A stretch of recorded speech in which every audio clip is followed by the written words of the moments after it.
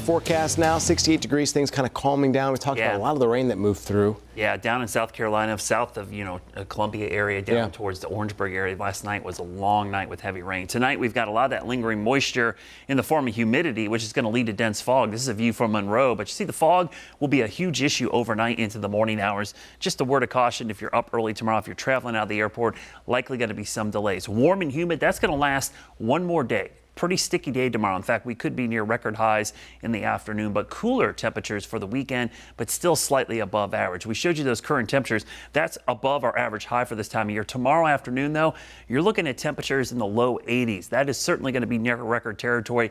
While I don't expect any rain tomorrow, there could be some mist or drizzle, so we'll keep a 20% chance with that morning fog. The record high tomorrow is 81, set all the way back last year on the exact same date we had a record high. Tomorrow, I'm forecasting 81, so we could tie it, but if we get up to 82, we'll break that record for the second year in a row.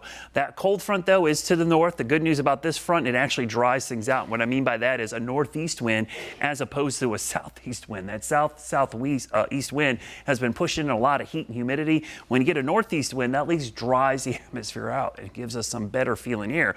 But at the same time, that's going to wedge some cool air against the mountains. So Sunday, not heavy rain, but one of those drizzly, misty, kind of chilly days, and that means we're going to see that wedge setting up. So the dew points do drop after tomorrow.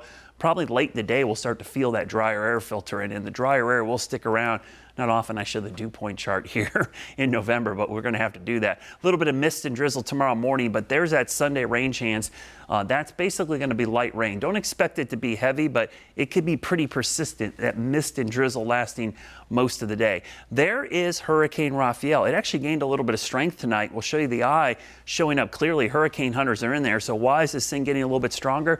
Well, it's going over this little warm pocket of water called the loop current. Temperatures there are in the mid 80s. The other water temperatures in the Gulf are in the 70s and low 80s. So once it pulls away from there, it gets over cooler water and also gets into some wind shear and drier air. So the forecast track, it looks ominous when it's sitting in the Gulf of Mexico, but this is not expected to hit the United States. It is going to weaken and dive to the south and dissipate over the southwestern Gulf of Mexico. So your hourly forecast tomorrow, be prepared, warm day, temperature up around 81 degrees.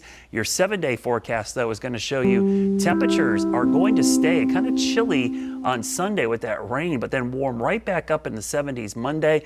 Let's go 10 days into the future, and you could see temperatures still in the 60s, but a little bit above average next week, but at least that's closer to average for this time of the year. All right, thank you, Brad.